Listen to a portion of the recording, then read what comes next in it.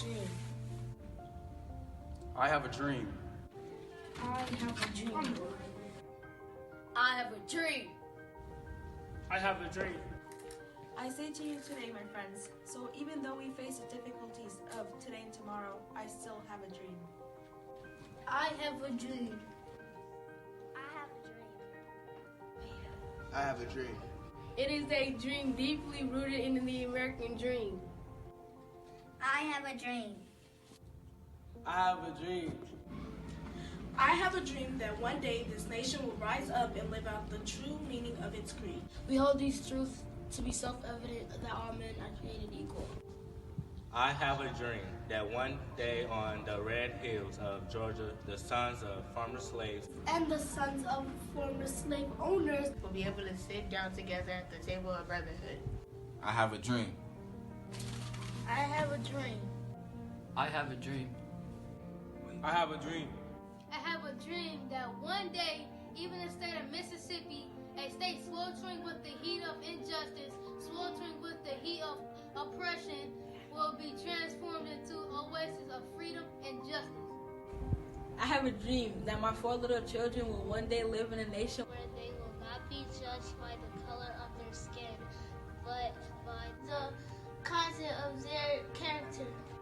I have a dream today. I have a dream that one day down in Alabama, with its vicious racists, with Governor having his lips dripping with the words of interposition and nullification, that one day right down in Alabama, little black boys and black girls will be able to join hands with little white boys and white girls as sisters and brothers. I have a dream today. So even though we face the difficulties of today and tomorrow, I still have a dream.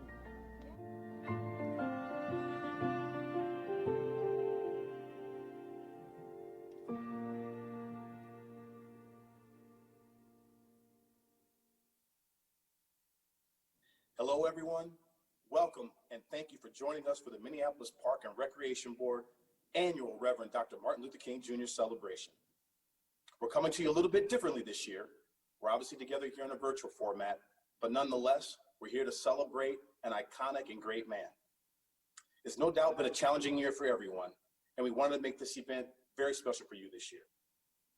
My name is Chad Jackson, and I'm the manager of corporate partnership sales for the Minnesota Twins, and this is my 8th year celebrating this event with you all. And I do hope that in this virtual format, you'll come back and join us again next year when we're all able to gather together. So with all that said, we have a great program lined up for you this year. As I mentioned, it has been tough. It's been tough for everyone. But this event is actually the perfect time and place for us to come together as a community, even if it is virtually, to pay tribute and honor the great Dr. Martin Luther King Jr. So at this time, I'd like to introduce Al Bangora, Superintendent of the Minneapolis Park and Recreation Board. Greetings. I'm Al Bangora, Superintendent of the Minneapolis Park and Recreation Board. It is my honor to welcome you to the MPRB's annual Reverend Dr. Martin Luther King celebration. Welcome.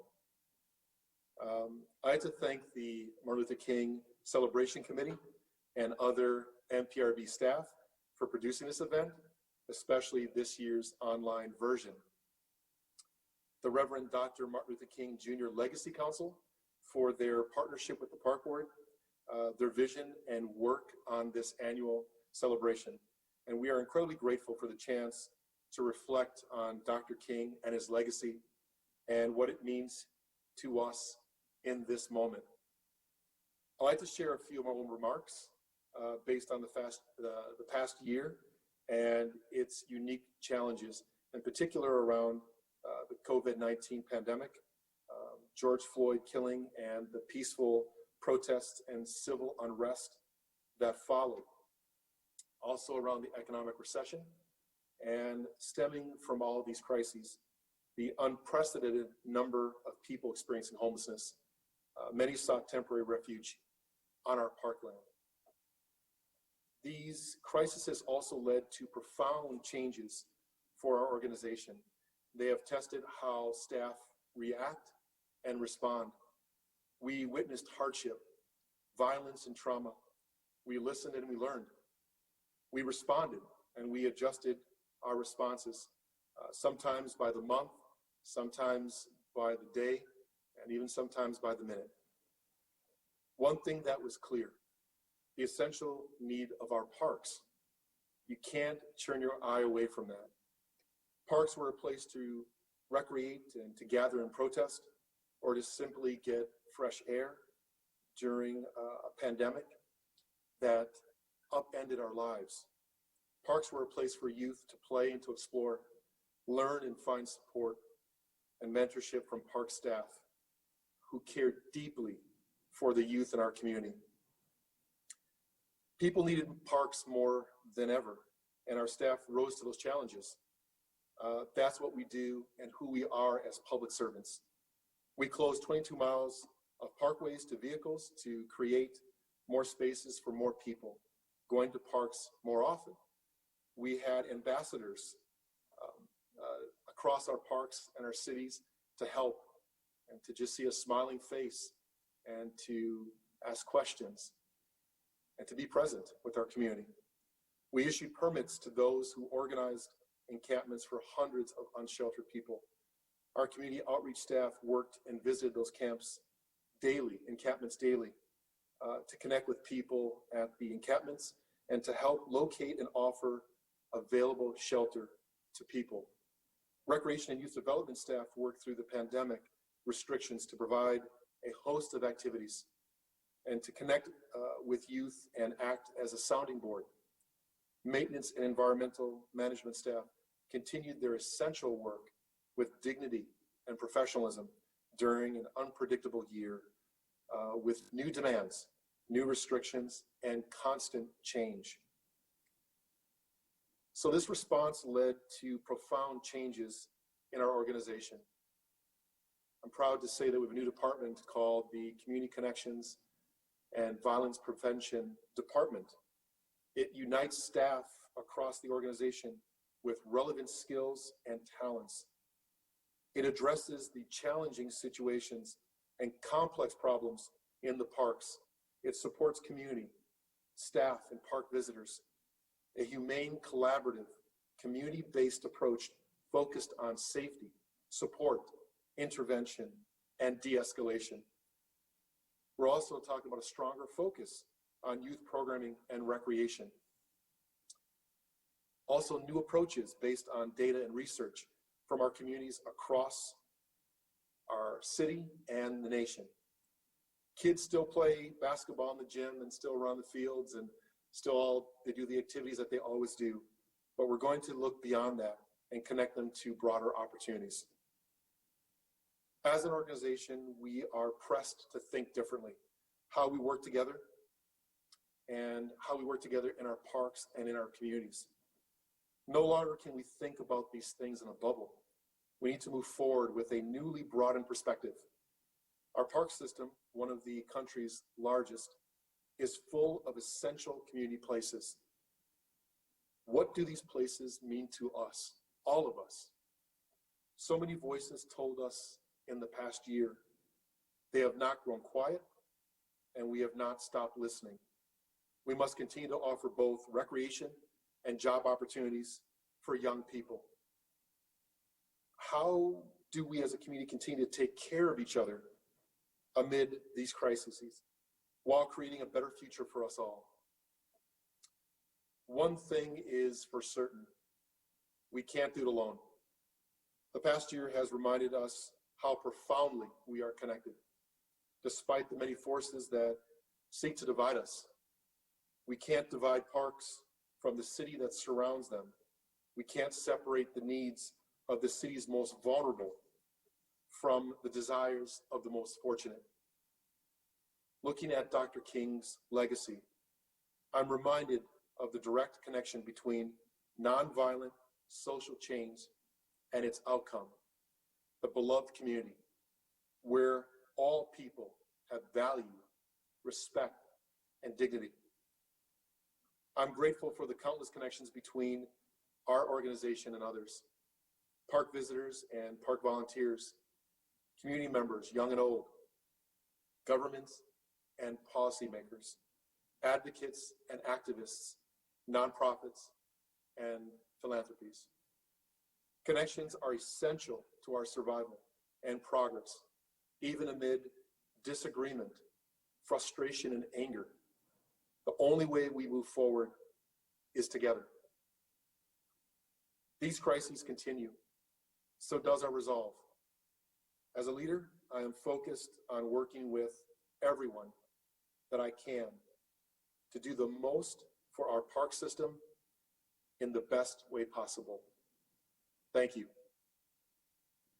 Each January, Reverend Dr. Martin Luther King Jr. Day is nationally celebrated to remember the work of a great man, a man who spent his life peacefully demonstrating to bring light to racial inequalities in the South. Born as Michael King Jr.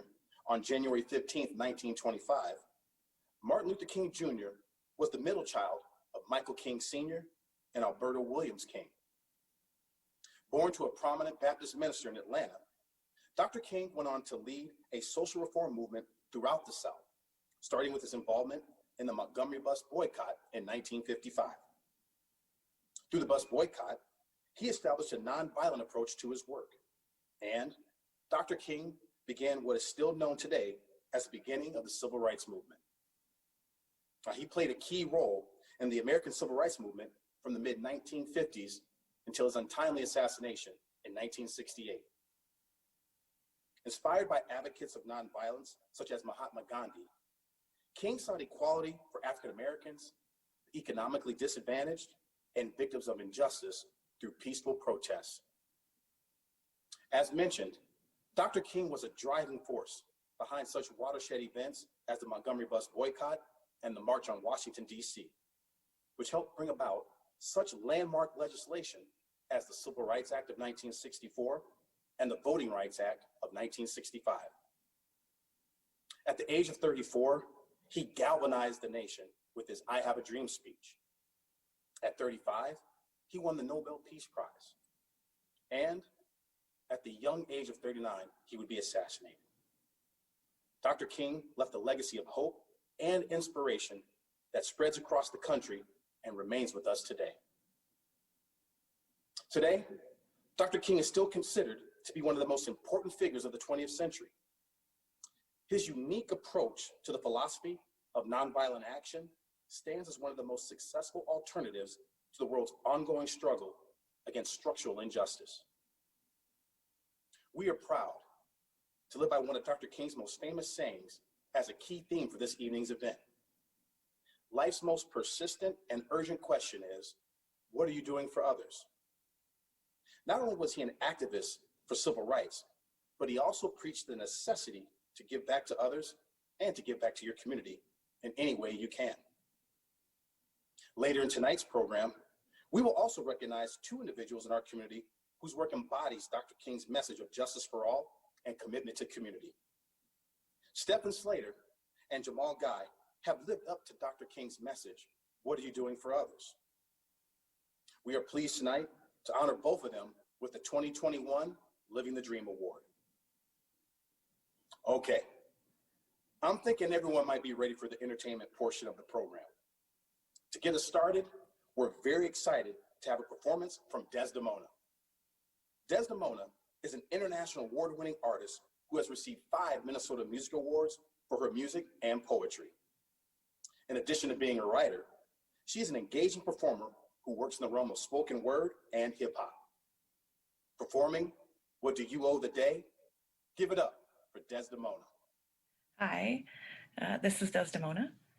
I am going to be reading a poem called What Do You Owe the Day? And it was inspired by a David Byrne song called Every Day is a Miracle. What do you owe the day?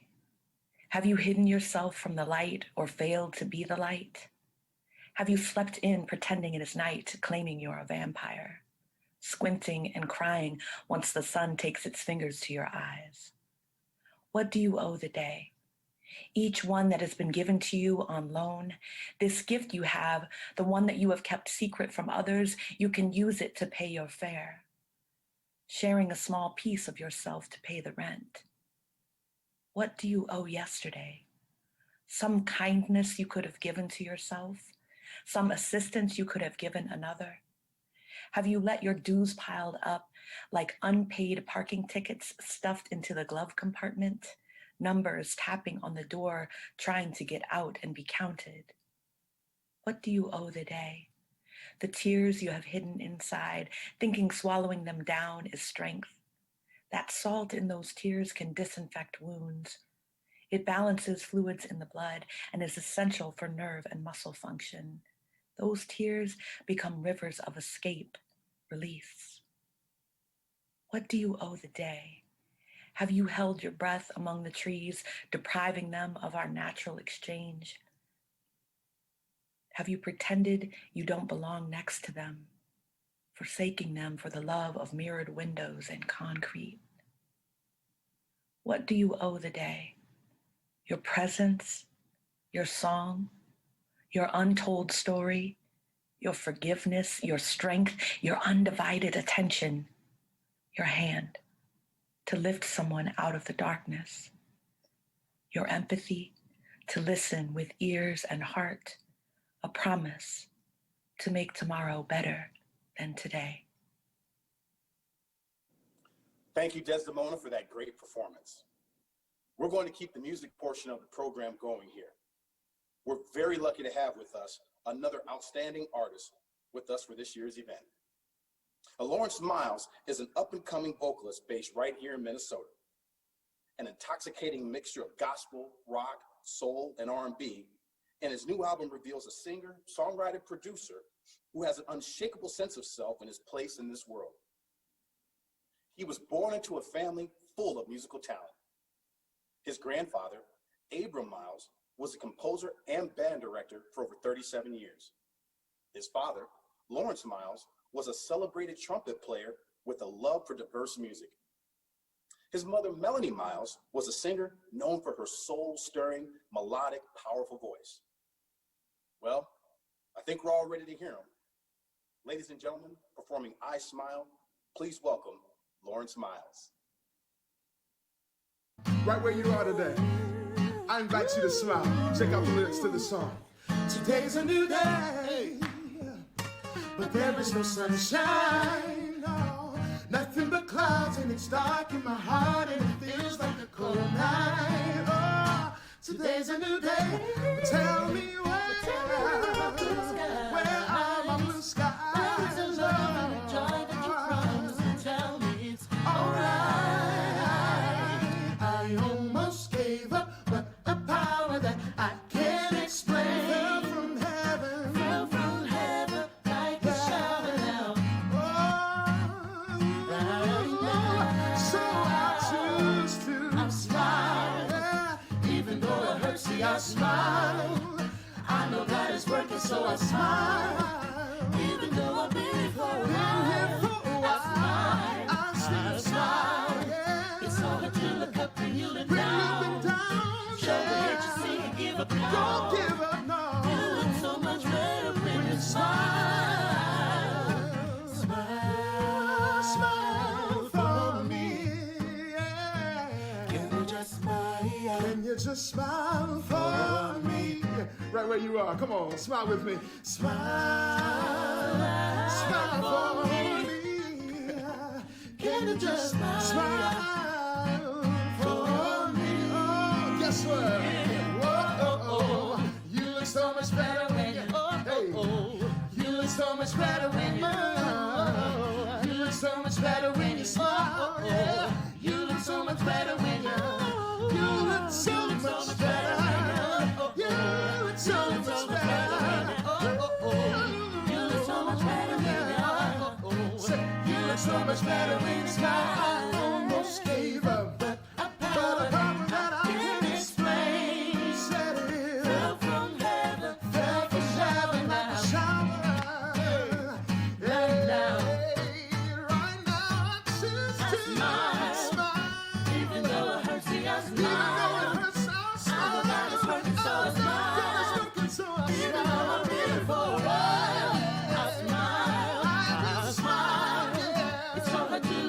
You can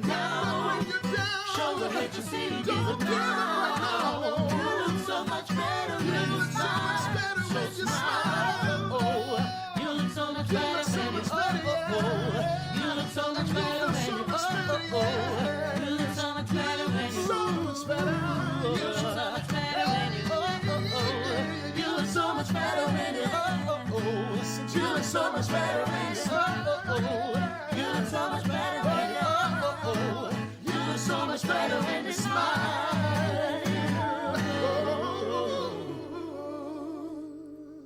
Go ahead and smile right where you are. At this time, I'd like to introduce this year's keynote speaker, and we're very fortunate to have him as part of this year's event. Devin George was born in Minneapolis, Minnesota, and attended high school at Benilde St. Margaret's, and went on to become a standout basketball player at Augsburg College. In 1999, he made history when he became the first ever NCAA Division III basketball player selected in the first round of the NBA draft. Now, throughout his 11-year career in the NBA, Devin played for the Los Angeles Lakers, where he basically carried them to 3 NBA titles. Kidding, of course. He played with two players I think we all know, and the late, great Kobe Bryant and Shaquille O'Neal.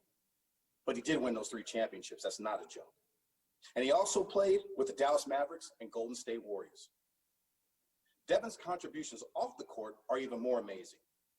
For 6 years, he was a sponsor of the Minnesota-based program, Why Can't I Go? This program provided underprivileged youth with travel-based educational opportunities. Now, twice each season, he would fly 10 kids and their chaperones to Los Angeles and provide them with hotel accommodations, tickets to a Lakers game, and a visit to Disneyland. I'm thinking, why can't I go? Now, while playing in Dallas, he gave his time and funds to Buckner International, an organization which provides material and personal support to children who find themselves in harmful settings such as orphanages, impoverished households, and violent or abusive environments. In 2009, he enjoyed his most gratifying experience in his entire life by becoming a father for the first time with the birth of his son, Logan. Devin remains committed to positively impacting the North Minneapolis community that shaped who he is today. His desire to give back was the driving force behind the formation of George Group North, his real estate company specializing in multifamily residential development, mixed-use projects, and property redevelopment and management, and his charitable subsidiary, Building Blocks, which is focused on mentorship programming. Devin serves as president and CEO of George Group North and executive director of Building Blocks. Please join me in welcoming Devin George to this year's event. Chad, thanks for the introduction.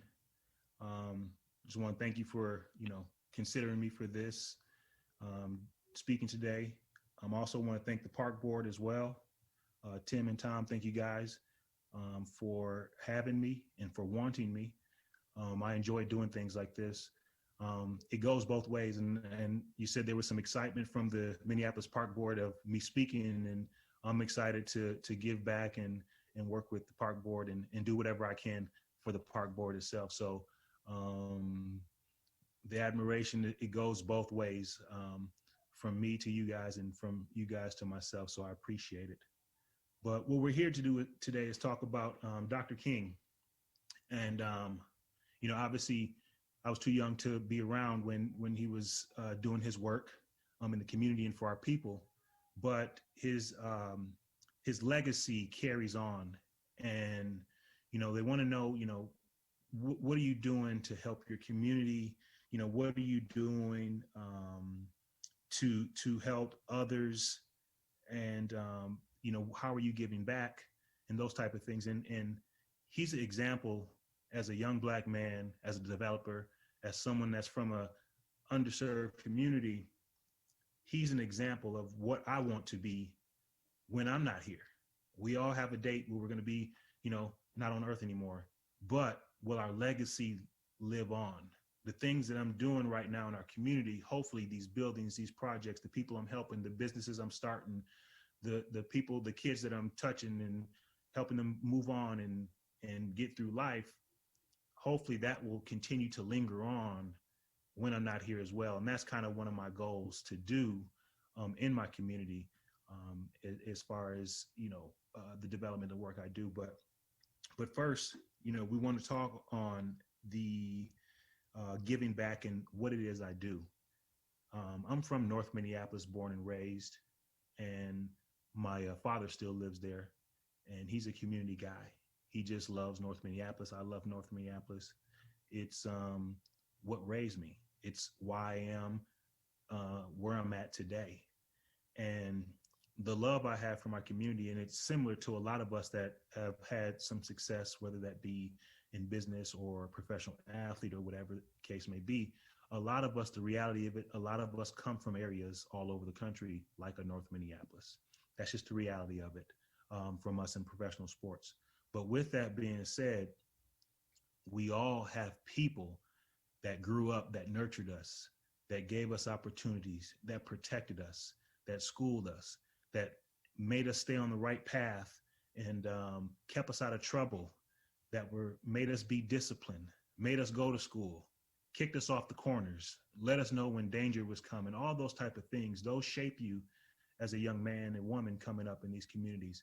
And once you have some success, once you have some things happen for you in a positive way, it's only right for you to go back and work with the community and work with the people that helped shape you and that pushed you and that wanted you to succeed, so that maybe you come back and help them out, or maybe you come back out and help their kids or their grandchildren or whatnot. So that's one of the things that that really resonate with me. I do community work and development, and one of the things that I really hold my hat on is bringing resources, jobs, and living housing to our communities. And so with that being said, it's more than just the development, the bricks and mortar. It's the system, it's the planning that I have behind it. It's how do I get as many dollars as I can into our community? And how can I use that velocity of money of making sure those dollars touch as many people as I can, and those amenities touch as many people as I can in our communities? You know, for example, it starts with me, but it also starts with me showing the community how supporting each other will help our community. Well, it starts with me, one, getting the dollars into the millions of dollars into the community. And then I start the process of making sure that touches contractors, north side businesses, which that goes into our community, and then which goes into them. And then I start with the apartments. When people have jobs and pay me money for the apartments, that money goes back into minority businesses or minorities that work for me, which then again, that same dollar touches those people from their employment. And then the people that work for me, I encourage them and the people that live in the buildings to spend those dollars in our community with local businesses like a Sammy's Avenue Eatery, where Sammy then will touch that same dollar. And then Sammy has that same dollar. And then I encourage Sammy to hire some kids to wash dishes. And that same dollar touches their hands to wash dishes or work for Sammy. And then maybe someone works as a waitress for Sammy and he pays them that same dollar. Well, that waitress lives in my building and that dollar comes back to me. So those are the type of things that I work on. And those are the type of things that I'm educating our community on how we need to work, circulate our dollars and do things. So that's a real passion of mine. And that's what I've had some success at doing. And that's the main mission. Also is the services that I'm able to provide. I don't do any of the social services. I have the space and the housing, and I work with the kids, but all of the other social service housing pieces are partnerships, and people are excited to partner with me. So those are some of the things that I do really for our community and try to bridge the gap between things that people need and services that they need. And I'm the person that goes out and gets those things for our community. Excuse me. I want to end with talking about one of Dr. King's speeches. And the most famous one is the I Have a Dream speech that we all heard year after year in school. And we still have it. That's the most famous speech that we had. I don't know the name of my favorite Dr. King speech, but it really comes to the business aspect and how how the states were formed and what has been going on since the beginning of time and how that is still going on today. I wish I knew when, the date, or where he was speaking at, but it basically broke it down to explaining how immigrant Europeans came over and was given all these amenities, and they were given land. They were given, and not only were they given land, they were given agents to help them with the land and help them farm. They were using government dollars to build schools for resources to help them. And he went through and he talked about how all the other races have had reparations and things done for them. And he ended it in a very, very powerful way, which I really love. And I chuckled a little bit, but it's the similar thing that I work with in our community. As he said, you know, people think we're coming to march, we're coming to Washington for some political views. We're not coming for any political views. We're coming to get our check.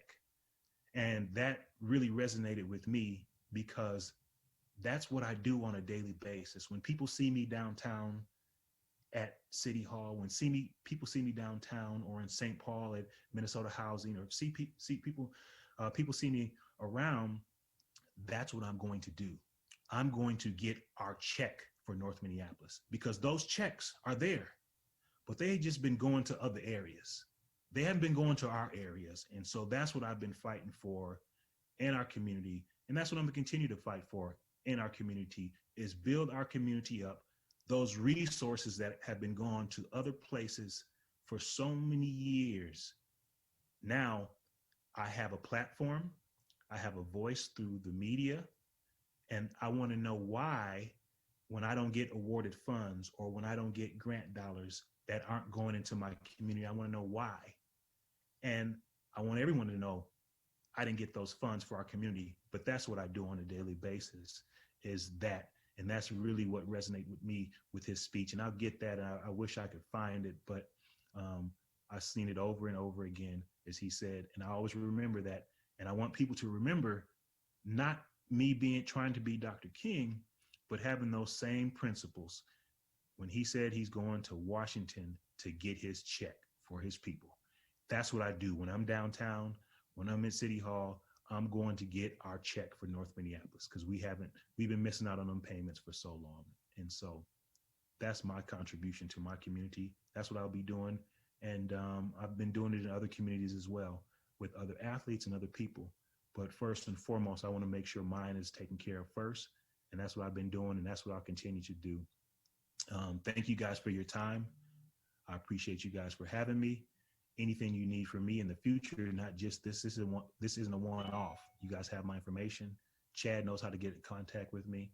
I'm busy at times, but anytime you guys need me to come through for our community or something to benefit for our community, I'm there. Thank you guys. I'd like to personally thank Devin for being a part of this year's event. It goes without saying that there's a bit of a personal connection here. Devin and I actually went to college at Augsburg together. And I personally got to witness his development, not only as a student athlete, but his care for community, his ascension throughout the professional ranks in the NBA, but most importantly, his commitment to his family and his community. So it goes without saying, Dev, thank you very much for participating this year. And we're glad to have you a part of the Minneapolis community and doing the fine work that you're doing. Keep it up, my man. The Reverend Dr. Martin Luther King Jr. Park Legacy Council, comprised of interested community members, was established to revitalize the memorial aspect of the park, developing ideas to honor Dr. King and ensure the values and principles of civil rights and social justice are put into practice in the life of this park today. Please welcome Mary Murrell, Superintendent Emeritus, to say a few words from the council. Thank you, Chad, for that warm introduction. I welcome you tonight on behalf of the Reverend Dr. Martin Luther King Jr. Park Legacy Council and our chair, Sandra Richardson. The Legacy Council was created in 2011 in the midst of controversy about whether to have a dog park at Martin Luther King Park, which ultimately led to several community meetings and exposed a major rift in the communities east and west of 35W. And then finally, to the establishment of the Legacy Council to preserve and advise the Minneapolis Park and Recreation Board on honoring the legacy of the Reverend Martin Luther King at the park and to help raise the necessary funds to transform the park into a place that teaches, informs, preserves, and prepares our children for lives that reflect Dr. King's vision and legacy. We have a very diverse group of people who have worked very hard over the years with the Minneapolis Park and Recreation Board, Kingfield Neighborhood Organization, People for Parks, Larry Fitzgerald Foundation, Bobby and Steve's Foundation, AARP, Sabathani Chapter, to name a few of the groups we have worked with on various projects over the years, such as refurbishing and moving of the Freedom Forum sculpture, which had been badly neglected for years, to a place of prominence in the park, the only civil rights playground in the country, the annual Beloved Community Celebration and March, and various programs and projects about our community and the people who made it happen. If you would like to get involved with the Legacy Council, call the park. We want to welcome you to the work and play of recreating the park so it reflects the vision of the Reverend Dr. Martin Luther King Jr. And if there ever was a time to reflect and recreate that vision, it is now. With what is happening in our community and country, from the coronavirus, COVID-19, to the cold-blooded murder of George Floyd, to the presidential election and President Trump's betrayal of the office of the president and our country. If there ever was a time to get involved, it is now, because it is only what you do for others that matters and builds positive places for us all to live. Join us. We look forward to our meeting. Thank you. Thank you, Superintendent Emeritus Mary. Say that real fast 5 times. All right. And now back to give us one more performance. Please welcome Mr. Lawrence Miles performing A Change Is Gonna Come. Thank you, Chad, for that introduction. And I'd also like to thank the Minneapolis Park and Recreation Board for this special opportunity to share my gift with you all. I'm gonna sing a song famously known by Sam Cooke, A Change Is Gonna Come. And I believe not only is change gonna come, but change is right here, right now. I was born by a river in a little tent. Oh, and just like that river, I've been running ever since. It's been a long time coming, but I know a change gonna come. Oh, yes it will. It's been too hard living, but I'm afraid to die, 'cause I don't know what's up there beyond the sky. It's been a long time coming, but I know a change gonna come. Oh, yes it will.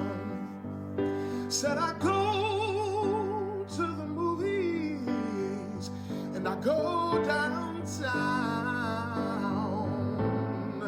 but somebody keeps on telling me, don't hang around. It's been a long time coming, but I know a change got to come. Oh, yes it will. Then I go to my brother, and I say, brother, would you help me, please? I keep on begging him, brother, help me, please. But he winds up knocking me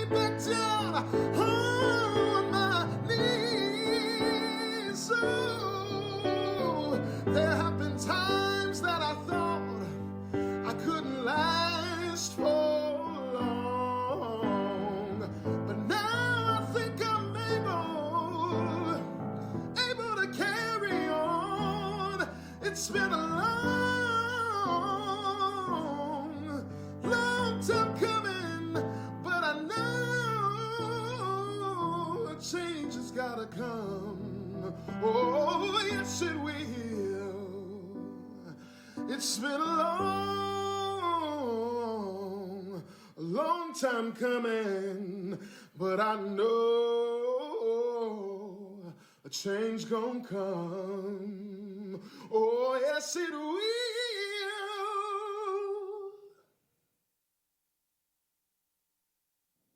Thank you, Lawrence, for those outstanding performances. Well, it's that time in the program to honor an individual who we are so thankful and fortunate to have in our community. Actually, this year, we're very lucky to have two individuals that we will be honoring for their work in the Minneapolis community. Now, to present the 2021 Living the Dream Awards, that is plural, once again, please welcome back Minneapolis Park and Recreation Board Superintendent Al Bangora. It is my honor this evening to introduce the two winners of this year's award. The first award recipient that I would like to tell you a little about is Stephen Slater. Stephen Slater is an active community member, graphic designer, business owner, creative director, musician, and volunteer. Stephen founded the JLR Foundation in 2009 to serve the youth of Minneapolis and to help them learn music and video technology. Through the IdeaWorks free project-based music technology program run by the JLR Foundation, Stephen has helped more than 1,500 youth at Powderhorn Park and East Phillips. Some of his many responsibilities include overall program direction, management of instruction and student interns, as well as the development of partnerships with schools and community organizations. As a musician himself, he also works directly with kids on music and video production. He believes that technology is the great equalizer and has made it his goal to inspire, educate, and mentor the next generation of creative and informed citizens through after-school programs with schools and community organizations, including the Minneapolis Park and Recreation Board. Stephen also takes great pride in helping kids prepare for performances at special events at Powderhorn Park and other areas of the city. It is with great pleasure to announce Stephen Slater as the recipient of this year's Living the Dream Award. At this time, I'd like to introduce Stephen, who has a few words for us. I want to thank the Minneapolis Park Board for awarding me the MLK Living the Dream Award. This award means so much for our foundation and our students. For the past 12 years, the JLR Foundation has helped over 1,500 kids through our IdeaWorks project-based music technology programs. I want to thank Liz Krause, Powderhorn Park Recreation Supervisor, and her staff for her commitment and support. I also want to thank the previous recreation supervisors, Peter Yeager, Adam Lores, for their support over the years, and Al Bangor for his support for our programs for the past 12 years. Thank you to our instructors and past contributors, including Stephen Schultz, Drew Koski, Stan O'Daffer, and Morris Hayes. I want to acknowledge our college partner, the Institute of Production and Recording. Our foundation was named after one of its founders, Jackie Lee Robinson. Jack believed in helping young people grow in creativity. I also have two former students here with me today, Sean Powell Burns and Noah Slater. They worked on writing and recording music at our IdeaWorks studio. It's all about giving young artists a chance to grow. And last, the JLR Foundation, we believe that technology is the great equalizer. Our goal every day is to inspire, educate, and mentor the next generation of creative and informed citizens through our work with schools and community organizations. Thank you again for this award. We're looking forward to great things in the future. Thank you. Thanks again, Stephen, for all you do. Our next Living the Dream Award recipient is Jamal Guy. Jamal grew up in North Minneapolis. After high school, he earned a college degree and went on to work for the public school system. However, he never left his community. Instead, he chooses to give back. And for the past 20 years, he has graced Farview Park with his presence. Jamal has been a coach, a mentor, a positive role model, a friend, a teacher, a mediator, and so much more from the youth who frequent Farview Recreation Center. For 5 years in the summer and during basketball season, Jamal has hosted the Breakfast Club 3 days per week from 6:30 to 8 o'clock a.m. before work. Any youth who are interested in basketball are invited to come before they go to school in the morning or during the summer to practice and train for free personally with Jamal. Jamal has a special gift that also reaches across all demographics. He can connect with many kids. All they have to have is a dream and be willing to work towards it. He will do whatever he can to see them and help them achieve it. If you ask anyone in the community about Jamal Guy, chances are they not only know him, but respect him as well. He goes above and beyond to take care of his community, and it starts with the kids. It is a regular thing for him to bring a basketball, shoes, and to give them away to kids who need them. Mediate conflicts as they arise in the gym, spread positive messages and encouraging words, smile at a stranger, and sets an example always, and eating healthy. Jamal collaborates with and enhances team programs, DJs events, and also teaches kids the process of being a DJ and how to use the equipment. Jamal has contributed so much to Farview Park and this community. We would like to thank Jamal for all of his hard work and dedication to the community. And what better time than at this event to honor him for his work and dedication to the community. Congratulations to this year's recipient of the Living the Dream Award, Jamal Guy. Jamal has a few words for us at this time. Hello, my name is Jamal Guy, and I'd like to start by thanking the Superintendent Al Bangora and the Minneapolis Park and Rec for this prestigious award, the Living the Dream Award.